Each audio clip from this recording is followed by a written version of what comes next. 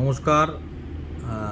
রাজ্যের সমস্ত পার্শ্ব শিক্ষক শিক্ষিকা আপনারা অধীর আগ্রহে আপনারা অপেক্ষা করছিলেন সকাল থেকে কখন বঞ্চিত পার্শ্ব শিক্ষক মঞ্চের প্রতিনিধিরা বিকাশ ভবন থেকে ফিরবে এবং বার্তা দেবে।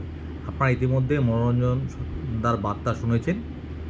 সেখানে একটা বিষয় পরিষ্কার আপনারা বুঝতে পারছেন যে আমাদের কিছু বিষয়ে সাবধানতা অবলম্বন করতে হচ্ছে।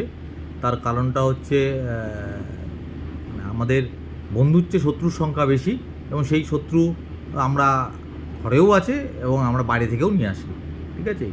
যার ফলে আমরা বেশি ডিটেলসে কিছু আপনাদের বলতে পারবো না।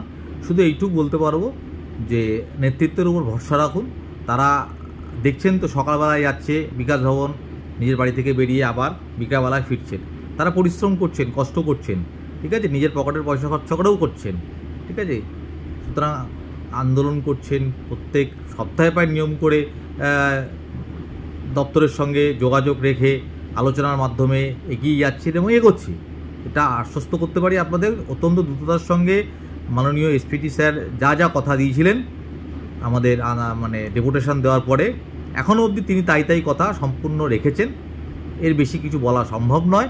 তবে অতি দ্রুত আমাদের মাননীয় এসপিটি স্যারের উদ্যোগে এবং মাননীয় শিক্ষামন্ত্রী আমাদের সকলের প্রিয় ব্রাত্য বসু মহাশয়ের উদ্যোগে এবং আমাদের রাজ্যের সকলের প্রিয় মুখ্যমন্ত্রী মাননীয়া মমতা ব্যানার্জির খুব শীঘ্রই আমাদের বিষয়ে ঘোষণা করবেন, এই আশা আমরা রাখছি।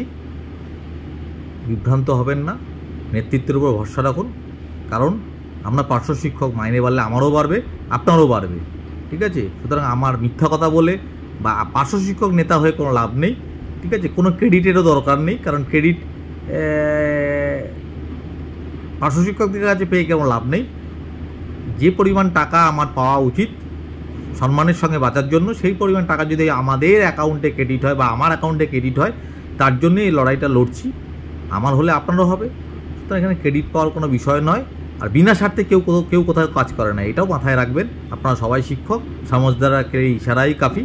আর সবশেষে একটা কথা বলবো, পদভাবে আমি দেব, রথভাবে আমি, মূর্তিভাবে আমি দেব, হাসে অন্তর্যামী। সুতরাং খুব দ্রুতই আপনাদের যা লক্ষ্য, যা আপনাদের চাহিদা, খুব দ্রুতই পূরণ হতে যাচ্ছে। এইটুকু শুধু বলবো, ভরসা রাখুন, নেতৃত্বের উপর ভরসা রাখুন, এবং সর্বশেষে বলবো মাননীয় মুখ্যমন্ত্রী মমতা বন্দ্যোপাধ্যায়ের উপর ভরসা রেখে গ্রুপগুলোতে একটু শান্তি বজায় রাখুন। ব্যক্তি আক্রমণ করবেন না, যারা কাজ করছে করতে দিন। নমস্কার।